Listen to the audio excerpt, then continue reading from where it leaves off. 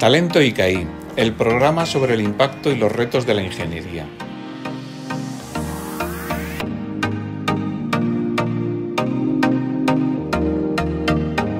Hola a todos y bienvenidos una vez más a Talento ICAI, el podcast sobre el impacto y los retos de la ingeniería.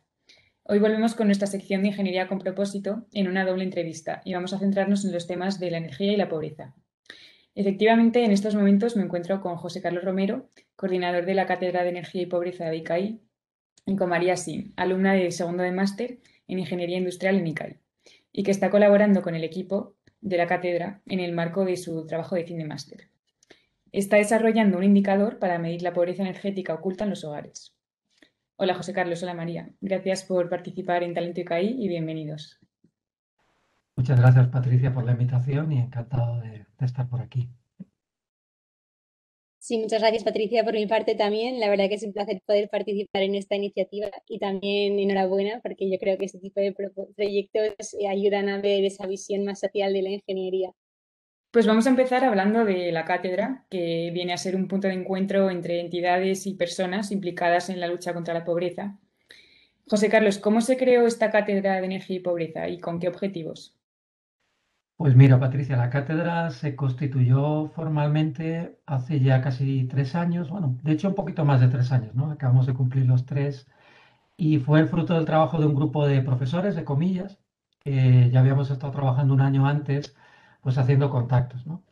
De hecho, la iniciativa más concretamente procede de un profesor que se llama Alberto Núñez, un jesuita, que en aquel entonces era el director de la pastoral de la universidad, el profesor de ICADE, pero que él tenía un pasado antes de ser jesuita del sector energético, había estado bueno, había tenido responsabilidades de muy alto nivel en el sector energético en España, tenía muchos contactos en el sector y fruto de ese conocimiento del sector, pues surgió la idea o la inquietud por su parte de hacer una cátedra o de proponer a la universidad una cátedra que investigara este tema de la energía y la pobreza, no el vínculo entre energía y pobreza. Entonces nos lo propuso un grupo de investigadores y profesores de la casa y nos pusimos a hacer contactos, hablamos con empresas del sector, hablamos con organizaciones pues eso, del sector industrial, con muchísima gente que podía estar interesada y finalmente encontramos patrocinadores, encontramos entidades sociales que se quisieron sumar y así nació la cátedra, ¿no? De hecho, pues como te decía, la cátedra lleva 3 años y desde el principio pues hemos contado con muchísima colaboración, tanto del sector energético propiamente, ¿no? Industria, como sector social.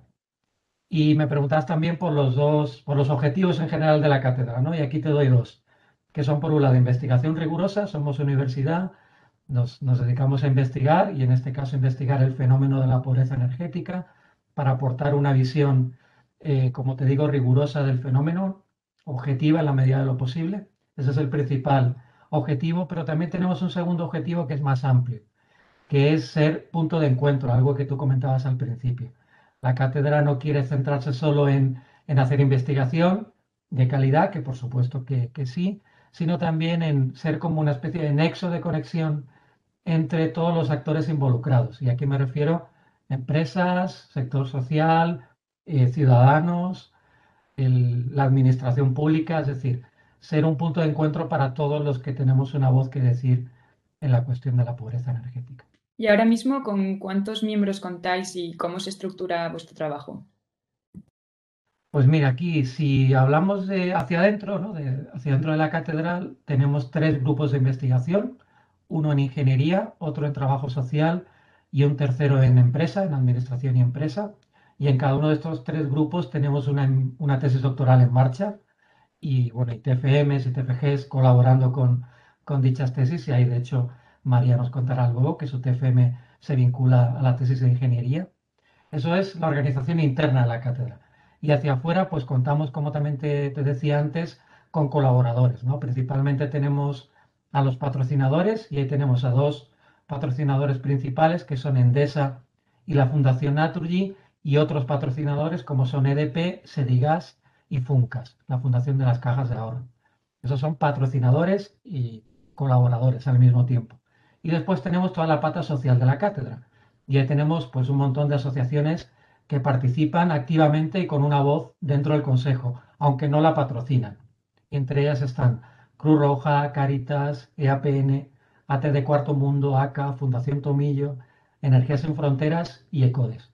Como ves, somos un grupo diverso.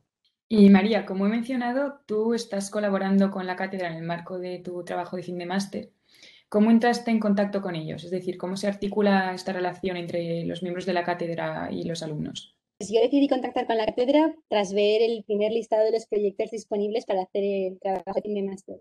Bueno, la verdad que tras ver el propósito del TFM y que consistía el tema me pareció muy interesante, entonces empecé a investigar un poco sobre la cátedra, los proyectos y las actividades que tenían en marcha. Entonces, bueno, pedí poder desarrollar el TFM con ellos y a partir de ahí pues hemos mantenido un contacto semanal para ir viendo pues los avances, las mejoras del TFM. De todas formas, también hay otros alumnos que colaboran pues con becas, como una chica que está trabajando también con nosotros, que se llama Lucía y que lleva también bastante tiempo en la cátedra con el cálculo de los indicadores y otros temas relacionados. Si entramos más de lleno en los temas de energía y pobreza, José Carlos, ¿cómo definirías la pobreza energética?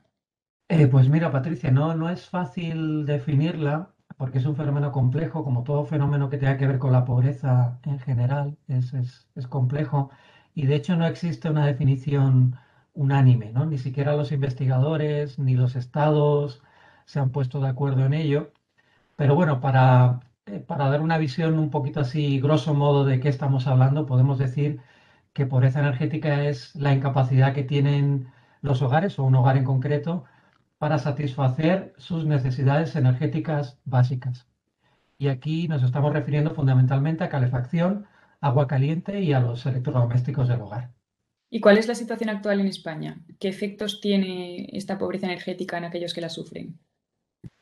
Bueno, la situación en España, vamos a intentar ponerle alguna cifra, tenemos indicadores, ¿no?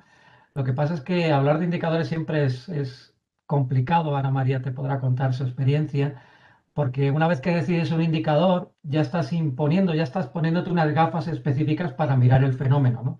Si utilizas otro indicador, lo estás mirando con otra perspectiva y no estás midiendo lo mismo, ¿no? Es importante tener claro esto, que una cosa es la pobreza energética y otra los indicadores que utilizamos para medirla.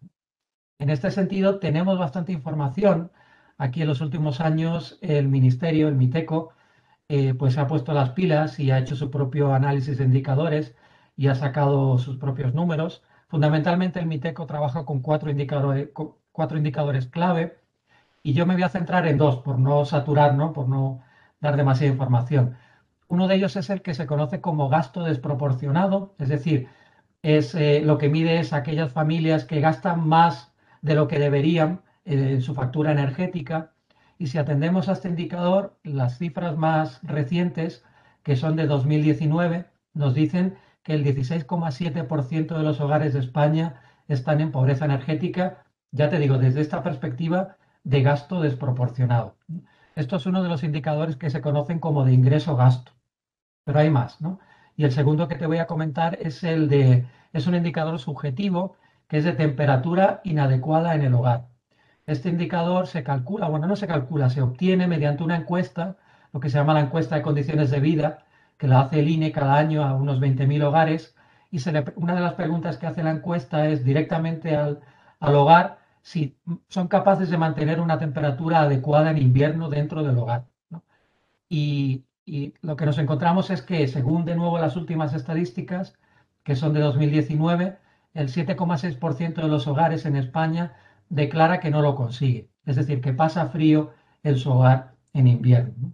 Como ves, son cifras dispares, pero porque están reflejando aspectos distintos del fenómeno. Muy interesante todo esto. ¿Y los proyectos que hacéis a través de la cátedra se centran principalmente en España, que es un poco lo que estabas contando, o también se aplican a otros países, por ejemplo, en países en vías de desarrollo? Pues mira, nosotros como cátedra, cuando nacimos, cuando nos constituimos, decidimos poner el foco en España, efectivamente, ¿no? Sobre todo por esta segunda dimensión que te contaba al principio de ser punto de encuentro entre los actores, ¿no? Esto lo hacemos fundamentalmente aquí en España. Pues eso, hacemos un montón de actividades, de proyectos con socios dentro de España, pero no nos limitamos solo a eso, ¿no? Aunque digamos nuestro foco fundamental está en nuestro país, tenemos una mirada siempre puesta afuera y fundamentalmente a Europa, ¿no? la cátedra forma parte de una red de investigadores europeos que se llama Engager, en la que están los principales investigadores de pobreza energética del continente, pues colaboramos muy activamente con ellos. Después, con la parte más de ayuda al desarrollo, nosotros no nos hemos metido directamente ahí, hay otros compañeros del IIT que seguramente conozcas que están trabajando en acceso universal a la energía en países en desarrollo y bueno, justo ahora estamos en conversaciones con ellos para ver de qué manera podemos colaborar, ¿no? Pero en principio esta dimensión la está desarrollando otro equipo. Volviendo un poco al tema de la medición de la pobreza energética, que está directamente relacionado con el proyecto que tú estás llevando a cabo, María, ¿nos podrías contar precisamente qué indicadores existen? Bueno, aunque ya nos lo haya contado un poco José Carlos, para medir el nivel de desarrollo energético y de pobreza energética. Bueno, la verdad que José Carlos ha adelantado alguno, así que perfecto, pero bueno, yo lo había pensado un poco en clasificar en tres grandes grupos. El primero serían los indicadores que se basan en los gastos e ingresos del hogar, que son los que recogen la capacidad de los hogares de hacer frente al pago de servicios energéticos, haciendo uso de información pues, de edad numérica, de información cuantitativa. Después estarían los segundos, basados en percepciones y declaraciones de los hogares, es decir, aquellos que los hogares eh, autodeclaran su percepción sobre la situación con respecto a su pobreza energética. Y los últimos, aunque realmente solamente no hay casos de estudio, serían los que están basados en temperaturas, es decir, utilizando la temperatura interna de las viviendas. Pero bueno, como digo, estos todavía no se han utilizado porque es muy difícil su aplicación. Entonces, dentro de estos grandes grupos, se cree que el que mejor caracteriza la pobreza energética son los que utilizan una perspectiva de ingresos porque son más robustos para cuantificar la problemática. Entonces, aquí realmente estos indicadores remontan a los años 90 en Reino Unido, que Brenda Boardman consideraba como pobres energéticos los hogares cuyo gasto energético fuera superior al 10% de su renta disponible.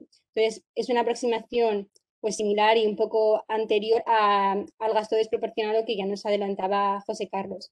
Entonces, luego también tendríamos otro conocido como el Minimum Income Standard, y luego el Low Income High Cost, pero bueno, cada uno de ellos mide al final distintas cosas. Y luego también en el que se centra un poco más mi proyecto, que sería el Hidden Energy Poverty o el indicador de la pobreza energética oculta. Entonces, bueno, también podríamos hacer un podcast entero hablando de todos los indicadores, pero bueno, por tener algunos nombres y algunos, yo creo que es suficiente. Y centrándonos en tu proyecto, precisamente, ¿en qué consiste exactamente lo que estás haciendo? Pues mi proyecto pretende realizar un estudio del gasto energético requerido y así determinar con mayor precisión el nivel de pobreza energética oculta y también profundizar en el conocimiento de las necesidades energéticas reales de los hogares. Entonces, el problema es que algunos de los indicadores actuales pues tienen algunas pues, cosas que no tienen en cuenta porque es muy difícil abordar de forma integral la situación de cada hogar.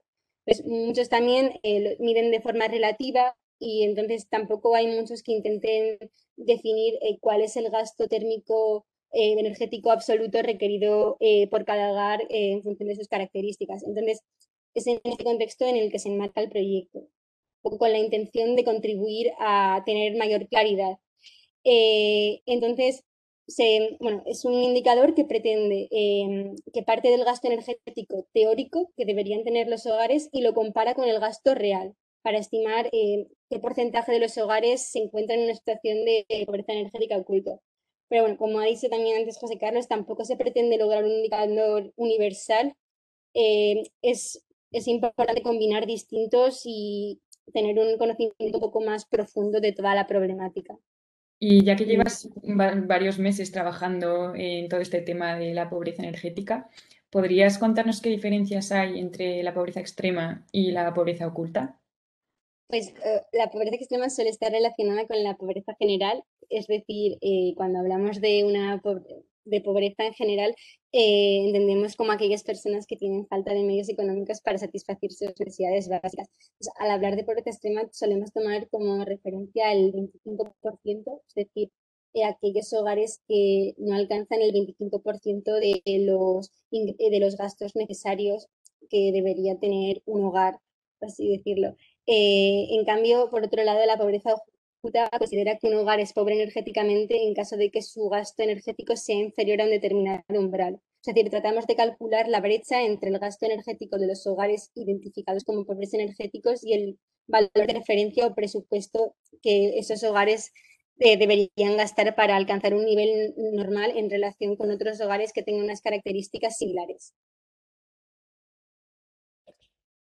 Y una vez que termines tu trabajo de fin de máster, ¿va a haber una continuación del proyecto? ¿Qué utilidad pretendéis darle cuando hayas acabado de definir este indicador? Pues la cátedra está realizando distintos informes y papers que pretenden dar pues, mayor difusión a la pobreza energética oculta y también pues, estudiar en mayor profundidad otros indicadores como el MIS y otros más. Y en mi opinión, pues, no es posible lograr un indicador que caracterice totalmente la pobreza energética y permitir entender por completo la gravedad de la problemática. Entonces, creo que es útil seguir trabajando, afinando los indicadores y complementarlos para trabajar conjuntamente pues, con entidades públicas y privadas para abordar acciones que busquen pues, una mejor situación actual y que sean coherentes y prácticas. Pues me gustaría pasar a un bloque un poco más general para hablar de la ingeniería y de los retos a los que nos enfrentamos. José Carlos, ¿tú cuáles crees que son los mayores retos en la lucha contra la pobreza energética y de qué manera podemos contribuir los ingenieros a superar estos retos y ayudar a la sociedad? Bueno, pues esta es la pregunta del millón, ¿no, Patricia? ¿Dónde está de verdad el reto y cómo podemos hincarle el diente, ¿no? Por decirlo de manera coloquial. Yo creo que aquí habría que aspirar a lo más alto, ¿no? Antes comentaba María la relación entre pobreza extrema y pobreza energética o pobreza oculta. Yo creo que en este caso tenemos que mirar a la pobreza general, a la pobreza extrema y que nuestro horizonte tiene que ser erradicar la pobreza y la exclusión en nuestro país. O sea, ese tiene que ser nuestro norte, ¿no? Ese es el sol que nos tiene que guiar siempre en el camino, ¿no? Pero claro, es un horizonte nada más. Si nos quedamos mirando al sol, no caminamos, ¿no? Hay que dar pasos. Y en este sentido, ya aterrizando en la pobreza energética concretamente, yo plantearía como dos grupos, ¿no? Como dos tareas a realizar. La primera tiene que ver con lo que se llaman las medidas paliativas contra la pobreza energética, es decir, aquellas que lo que intentan es revertir una situación de urgencia, ¿no? Necesidades urgentes de los hogares. Y aquí ya tenemos políticas que están activas, ¿no? Fundamentalmente, la principal es el conocido como bono social, ¿no? Que tradicionalmente era un bono social eléctrico, es decir, un descuento que se ofrecía, que se daba a las familias que no pueden cubrir el 100% de la factura eléctrica, era un descuento del 25, 40 o 100% de esa factura, que recientemente se ha complementado con un bono térmico, que se conoce como bono térmico, que lo que cubre es demanda de calefacción fundamentalmente, ¿no? Entonces, aunque estas medidas están en vigor, son claramente insuficientes. En estudios que hemos hecho recientemente, por ejemplo, el bono térmico apenas llega a cubrir el 5% de las necesidades reales de la factura energética en calefacción, ¿no? de un hogar, con lo cual estamos muy lejos de que estas medidas paliativas efectivamente pues estén ayudando en las situaciones de urgencia que tenemos, ¿no? Que tienen las familias. Ese sería como el primer foco al que atender, el primer paso que comentaba. Y el segundo tiene que ver con una mirada más a largo plazo. Y aquí entramos en lo que se conocen como medidas estructurales. Y fundamentalmente, dentro de las medidas estructurales, yo creo que la clave o la más importante es la eficiencia energética. Tenemos una enorme tarea pendiente en nuestro país de la mejora de la eficiencia energética en los hogares, en residencial. Y aquí enlazo con la segunda pregunta que me hacías, ¿no? ¿Cuál es la contribución que podemos hacer los ingenieros? Pues aquí claramente este es nuestro territorio, ¿no? Nosotros tenemos que liderar, al menos desde el punto de vista técnico, esta revolución en eficiencia energética que tiene que venir. Y de hecho, todo el mundo está hablando de ella, ¿no? Por suerte, ahora en los planes de recuperación, con el dinero que va a venir de Bruselas, que ojalá que venga, esperemos que sí, hay una gran partida destinada a rehabilitación de edificios.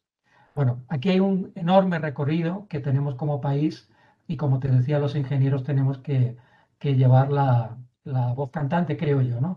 Y con un matiz muy importante, ¿no? Poniendo siempre el foco en los que más lo necesitan, empezando siempre por los que más lo necesitan, ¿no? Tener claro este criterio yo creo que va a ayudar a que esta inversión de país, que es la eficiencia, además sea una inversión que no deje a nadie atrás. Pues muy, muy buena respuesta. Os quiero dar las gracias por todo lo que estáis compartiendo con nosotros hoy. Y bueno, esta entrevista está llegando a su fin, pero antes de despedirnos me gustaría que ambos, tanto José Carlos desde tu punto de vista de profesor e investigador, como María desde tu visión de alumna, nos contaseis por qué os sentís orgullosos de poder decir yo soy ICAI. Pues María, te cedo la palabra.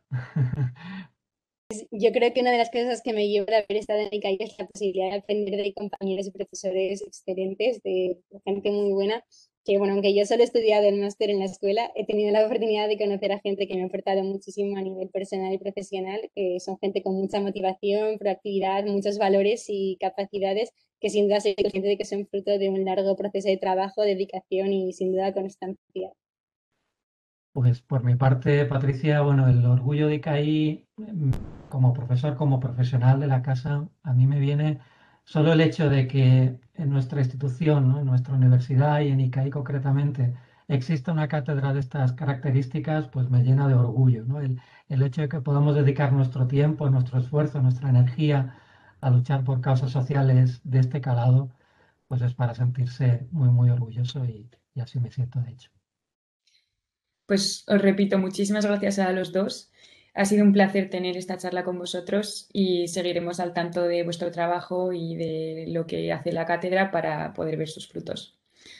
Y para terminar, os animamos a escuchar otros programas de Talento ICAI en nuestras plataformas de podcast y, por supuesto, a seguir la conversación de Ingeniería con Propósito en las redes sociales de la Fundación Ingenieros ICAI, con el hashtag Ingeniería con Propósito, por supuesto.